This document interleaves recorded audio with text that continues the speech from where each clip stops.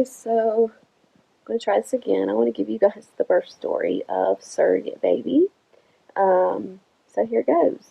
The baby was born September the 27th, 6 pounds, 14 ounces, head full of hair, which I'm glad because of all the crazy heartburn I had. And he was born at 2:41 p.m. So, and it was a boy. It was a little boy. Of course, I knew this from not from the beginning, but from about 12 or 14 weeks, somewhere in there. But kept it a secret all the way to the very end. And I was excited. So, the birth story started October the 20, not October, September the 24th, I want to say, is when I actually started going into labor. The IM had come down the day before. She was in town, and we were supposed to meet up that Wednesday for the doctor visit, which would have been 28 weeks and 5 days, I believe. I'm sorry, 38 weeks and 5 days. But I went into labor on Tuesday, the day before, and so here's that story. So I took the kids to martial arts. Was sitting in the car because that's where I stayed for most of the time during the pregnancy. When I got uncomfortable sitting in chairs inside, I would sit in the car and watch the kids through the window because it was all open and I could see them. And so that's what I did. And I started having contractions, which they were more like Braxton Hicks contractions. And then they started getting closer together and more painful. So I got the kids and said, no, we got to go home. On the way home, we had to stop at Walmart and pick up groceries. So I do the Walmart pickup thing. So we did that. And then we, sorry guys, I've got a cough. Went home, and by this time, my contractions were less than 5 minutes apart. So I did call the on-call doctor and left a message, and they called me back and said, go ahead and come into labor and delivery. So I called the IM after getting my kids situated with somebody. I called the mom, told her we were headed to labor and delivery. She said she'd be there. Me and my husband went. The whole way there, I was having to breathe through contractions. They were strong. They were strong contractions. Get to the hospital, go to triage. I was 3 centimeters and 60% of face at that time when I got there, which was different from, excuse me, which was different from the week before, on the Tuesday before when I went to my doctor's appointment. I was only 1 centimeter, so I had changed some. We sat there a couple hours. They checked me again. I was still only 3 centimeters, but they could tell that contractions were doing something. So they decided to keep me overnight and monitor me. And at that time, the mom had already called her husband, the dad, to go ahead and come on down. So him and their oldest child were on their way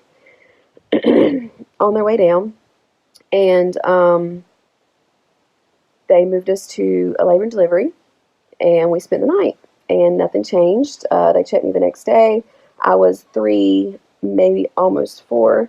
Nothing changed. They kept me till after about 11:30 the next day, which was a Wednesday, and then decided they were going to send me home.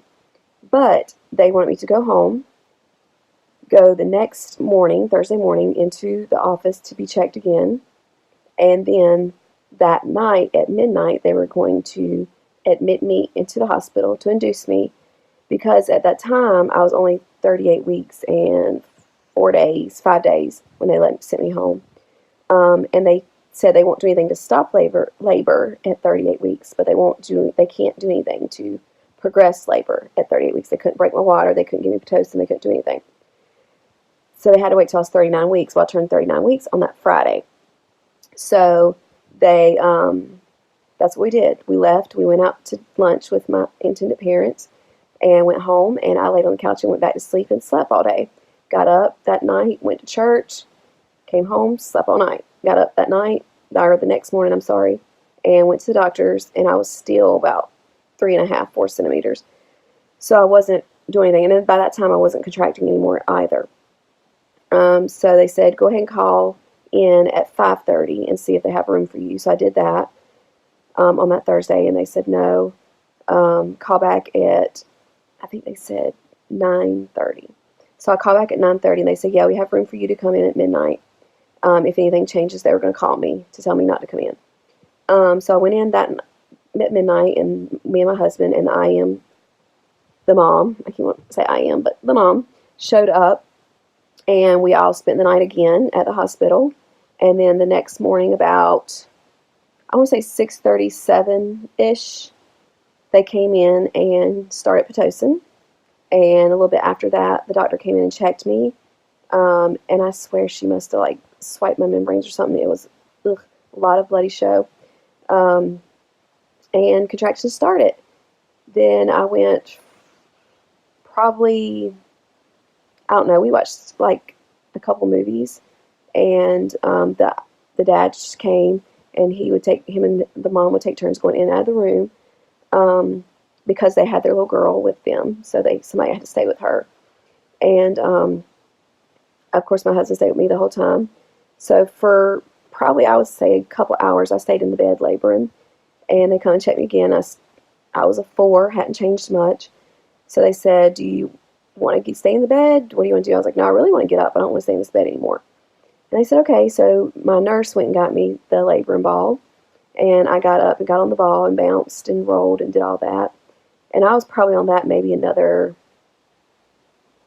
2 hours off and on, because I had to keep going to the bathroom. And my nurse was amazing. Oh my gosh, she was amazing. And then it got to where I was hollering through my contractions, and I couldn't take it anymore. I was going to try to go with that epidural, but I couldn't take it anymore. And I was getting sick, not very nauseated, having bad heartburn. So they came in to get me set up for the anesthesiologist to come in and do my epidural. And I was having so much pressure. I was like, I've got to push. So they checked me, and they said, no, you're only 4 centimeters. And I was like, well, why do I feel like I have to push? And they're like, well, it's just the baby's right there. There's a lot of pressure. So I sat back up, and the anesthesiologist come in. He did the epidural. They laid me back down. I started getting numb, but I was still feeling all the pressure. And so my nurse rolled me over onto one side, because I told her I didn't want to stay on my back. And she said I didn't have to. So she rolled me over to the side, and I was probably on my side a good 30 minutes maybe, and I had to push. And I told them, I said, I got to push. So they checked me, and at that time I was 9, almost 10 centimeters. Sorry, guys. And they had to call the doctor to get in there. He was, I think, on his way to lunch, or so. He was going somewhere. So I had to come back in, and I had to breathe through all these contractions, all this pressure, to wait for him to get in there. And I was yelling, just get somebody else. Just get somebody else. He come in. They got me pushing. I think I may have pushed 4 times, and the baby was out. I did tear a little bit, but not much. I only had to have 3 stitches, so that was good. And the baby was born.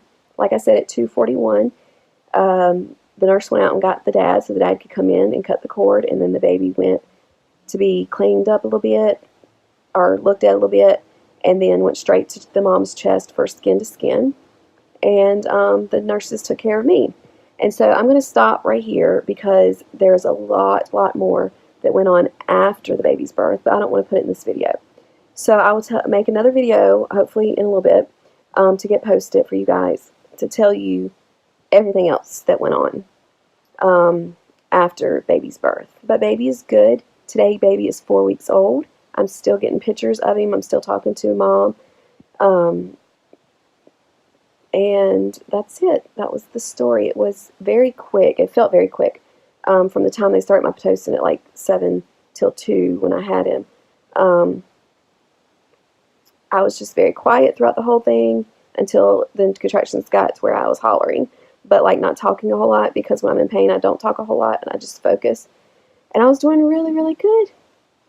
But then I guess moving to the exercise ball just gave that extra push, and everything was wild and crazy. I did get sick right before I felt like I had to push. So I knew that I was transitioning, I can't even talk, transitioning to get that baby out.